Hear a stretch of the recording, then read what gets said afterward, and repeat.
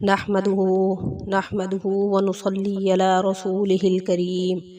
أما بعد فأعوذ بالله من الشيطان الرجيم بسم الله الرحمن الرحيم اللهم صل على سيدنا محمد النبي الأمي وعلى آله وبارك وسلم۔ شروع اللہ کے نام سے جو بڑا مہربان اور نہایت رحم کرنے والا ہے۔ بیس قرآنی وظائف کی طرف سے ہمارے تمام بہن بھائیوں کو السلام علیکم ورحمۃ اللہ وبرکاتہ۔ تو آج جو عمل میں آپ کی خدمت میں لے کر حاضر ہوئی ہوں وہ شب معراج کی رات کے حوالے سے ہے کہ شب معراج کی رات کو اگر کوئی شخص اس وظیفے کو کرے گا تو انشاءاللہ اللہ رب العزت پورا سال اس پر رحمتوں کا نزول کریں گے۔ تو ویڈیو شیئر کرنے سے پہلے آپ سے ریکویسٹ کرنا چاہوں گی کہ اگر آپ ہمارے چینل پر نئے ہیں یا پہلی دفعہ ہمارے چینل کو سن رہے ہیں تو ہمارے چینل کو لائک کریں، شیئر کریں، سبسکرائب کریں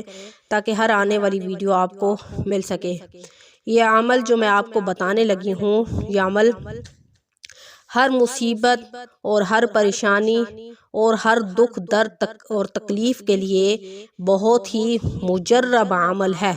لیکن اگر کوئی شخص اس وظیفے کو شب معراج کی رات کو کرے گا تو اس رات کے ساتھ اس وظیفے کو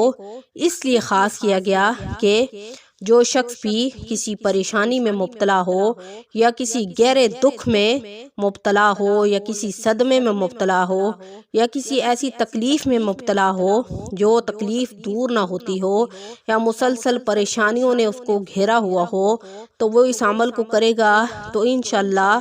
آنے والے پورے سال میں اللہ رب العزت کا اس پر خاص کرم ہوگا۔ اس وظیفے کی برکت سے وہ پورا سال ان تمام آزمائشوں سے آزاد رہے گا۔ اور دکھ تو آپ کو پتہ ہے دکھ جو ہوتے ہیں وہ بہت طرح کے ہوتے ہیں۔ یہاں دنیا میں لوگ بہت دکھی ہیں، دکھ بہت طرح کے ہوتے ہیں۔ بعض اوقات اولاد کا دکھ ہوتا ہے، یعنی اولاد یا نافرمان ہوتی ہے یا والدین کا سہارا نہیں بنتی یا جوان اولاد فوت ہو جاتی ہے تو اس کا دکھ بہت زیادہ ہوتا ہے، یا کوئی ایسی ناگہانی آفت آ جاتی ہے جس میں لوگوں کے نعوذ باللہ پورے خاندان مر جاتے ہیں، تباہ و برباد ہو جاتے ہیں، جانی اور مالی نقصان ہو جاتا ہے۔ ٹھیک ہے،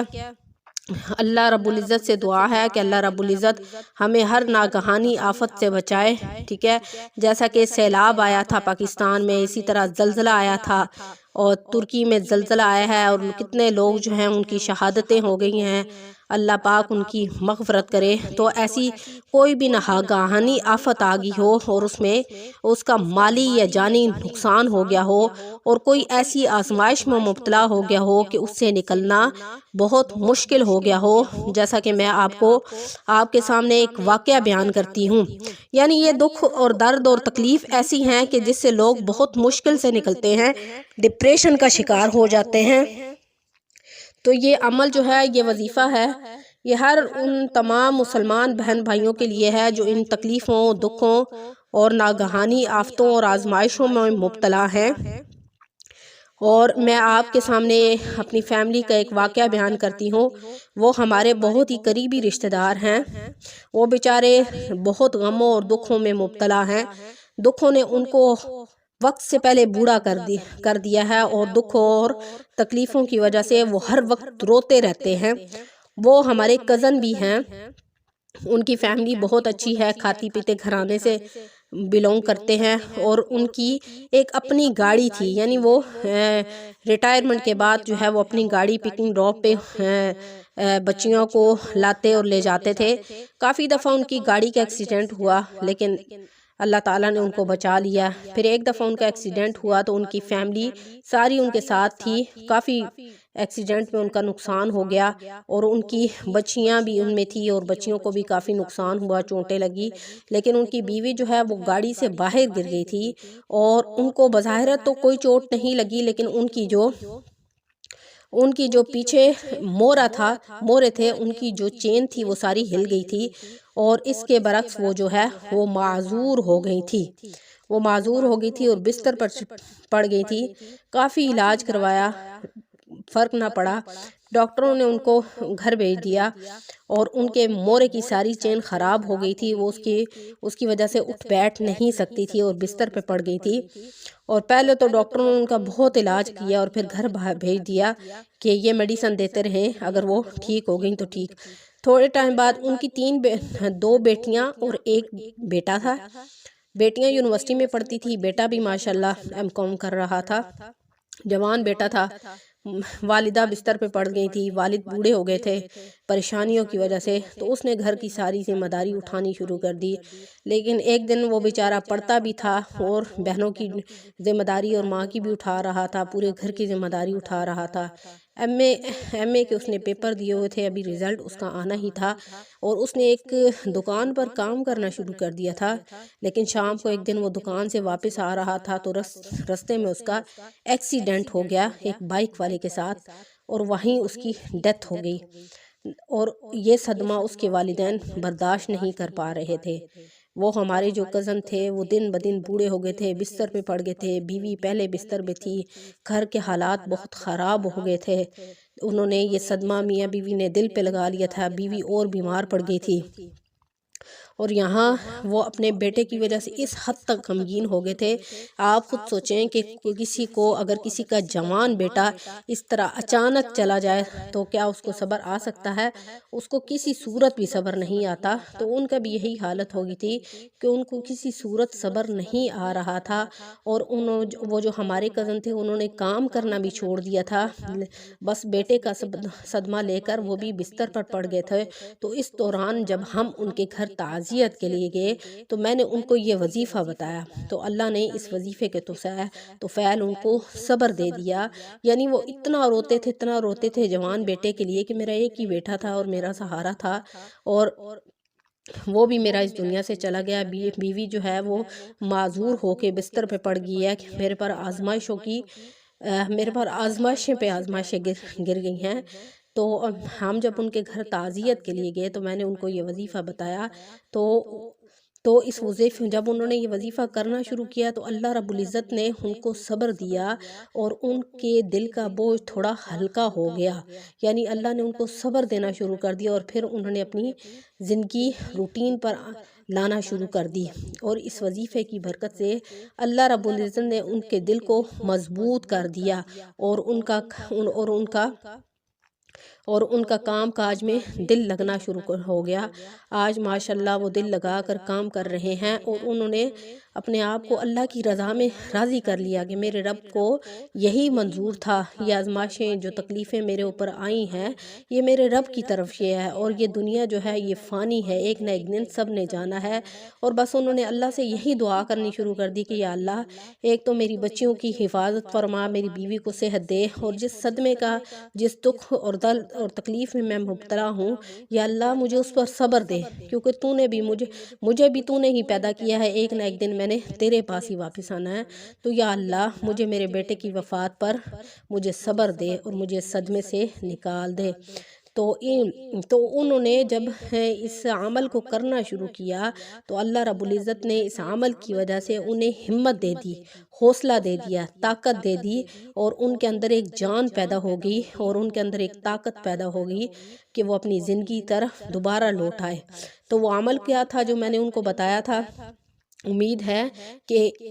ہمارا سارے بہن بھائی جتنے بھی ناگہانی آفت میں مبتلا ہوئے ہیں، جو ڈپریشن کا شکار ہو گئے ہیں، جو آزمائشوں میں ڈوبے ہوئے ہیں، جو دکھ درد تکلیف میں مبتلا ہیں، ان تمام بہن بھائیوں کے لیے یہ وظیفہ بہت ہی مجرب اور بہت ہی خاص وظیفہ ہے۔ اس وظیفے کو شب معراج کی رات کے ساتھ اس لیے خاص کیا کہ اگر آپ اس وظیفے کو شب معراج کی رات کریں گے تو اللہ رب العزت پورے سال میں آپ کو آزمائشوں سے دور رکھیں گے، تکلیفوں سے دور رکھیں گے، دکھ درد سے تکلیف رکھیں گے، صدمے سے دور رکھیں گے، اور آپ کو ہر ناگہانی آفت سے بچائیں گے۔ ٹھیک ہے، تو وہ آپ نے کیا کرنا ہے کہ آپ نے عشاء کی نماز کے بعد ایک تسبیح حسبنا اللہ و نعم الوکیل کی کرنی ہے، اور ایک تسبیح یا حی یا قیوم برحمتک استغیث، ٹھیک ہے، برحمتک استغیث، اور اس کے بعد ایک تسبیح یا رزاقو کی کرنی ہے، ٹھیک ہے۔ یہ جو یا رزاقو کی تسبیح ہے یہ رزق میں برکت کے لیے ہے۔ تو جو شخص اس عمل کو شب معراج کی رات کر کے اللہ سے گڑ گڑا کر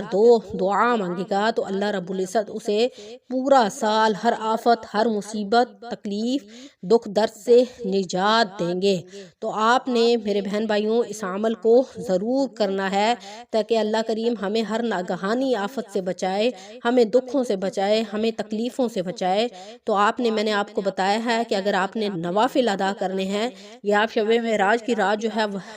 عبادت کرنا چاہتے ہیں تو آپ شب معراج کی رات عبادت کریں، اور پھر اس کے بعد ایک تسبیح حسبنا اللہ و نعم الوکیل کی کریں، پھر ایک تسبیح یا حی یا قیوم برحمتک استغیث، ٹھیک ہے، پھر ایک تسبیح یا رزاق کی کرنی ہے، اور پھر آپ نے درود ابراہیمی 11 مرتبہ ضرور کرنا ہے۔ اور پھر اس کے بعد آپ نے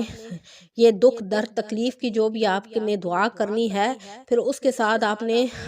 اپنے لیے رزق کی دعا کرنی ہے، ہر حاجت اور ہر مشکل اور ہر پریشانی کے لیے، اور اپنی اچھی تقدیر کے لیے آپ نے دعا کرنی ہے کہ جو بھی عمل میں نے آپ کو بتایا ہے انشاءاللہ اگر آپ یہ عمل کریں گے تو اللہ رب العزت آپ کی تقدیر بدل دیں گے، یعنی آپ کو آنے والے سال میں آپ کو دکھوں، درد اور آزمائشوں سے اللہ رب العزت بچائیں گے۔ تو آپ نے اس رات میں گڑ گڑا کر اپنے رب سے دعا کرنی ہے، جو ہو سکے اپنے رب سے یہ وظائف کر کے، عبادات کر کے اپنے رب سے ضرور مانگے، کیونکہ یہ رات ہی ہے اپنے رب سے مانگنے کی، اس سے اپنی حاجات اور ضروریات اور مقاصد کو پورا کروانے کی۔ تو اس رات میں اپنے رب کو راضی کر کے اپنے خوش کرنا ہے اور اپنے رب سے رحم کی اپیل کرنی ہے کہ وہ آپ کی تمام دعائیں قبول فرمائے۔ تو انشاءاللہ آپ نے کیا کرنا ہے کہ یہ عمل کرنا ہے، اپنے دکھوں کو، اپنے صدموں کو اور اپنی آزمائشوں کو دور کروانے کے لیے اور اپنے روزی کے لیے، اپنی ہر حاجت، ہر مشکل اور ہر پریشانی اور اپنی اچھی تقدیر کے لیے، تاکہ آپ کی اللہ رب العزت آپ کی تقدیر بدل دیں اور آپ کا آنے والا سال بہت اچھا ہو۔ تو انشاءاللہ امید ہے کہ آپ کو وظیفہ اچھے طریقے سے سمجھ آ گیا ہوگا، اور آپ نے یہ وظیفہ صرف خود نہیں کرنا بلکہ آگے بھی اور لوگوں کو بتانا ہے تاکہ اور لوگ بھی اس سے مستفید ہو سکیں۔ تو امید ہے کہ آپ